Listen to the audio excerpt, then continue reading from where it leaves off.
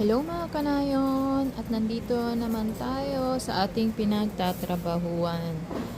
Alam nyo ba mga kanayon, ay spring na dito sa Korea at mainit na ang panahon. At dahil mainit na rin ang panahon, sumasabay ang init ng aking utak. Alam nyo ba mga kanayon, tumaya ako sa loto kanina. At iniisip ko kung mananalo ko, ano kaya ang gagawin ko sa milyones na mapapalalunan ko?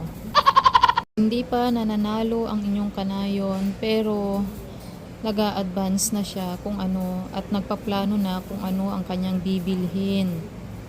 Una, ang bibilhin ng inyong kanayon, bibili daw ako ng bahay at lupa sa Pilipinas. Magpapatayo ang inyong kanayon ng resort para nang sa ganon, pagpunta ng Pilipinas ay hindi na magbubok sa ibang resort. Bibili din ng building, yung pinakamataas. Bibili din ako ng ektaryang lupa sa Pilipinas.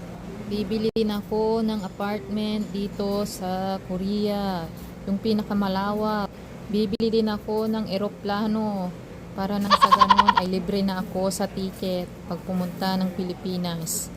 Papagawa ako ng restaurant dito at sa Pilipinas para nang sa ganun hindi na ako magtatrabaho sa iba. At kung may natira pa, bibili ako ng mga bahay para sa aking pamilya. Isa ko silang bibigyan ng bahay at lupa. Lalagyan ko na rin ng swimming pool.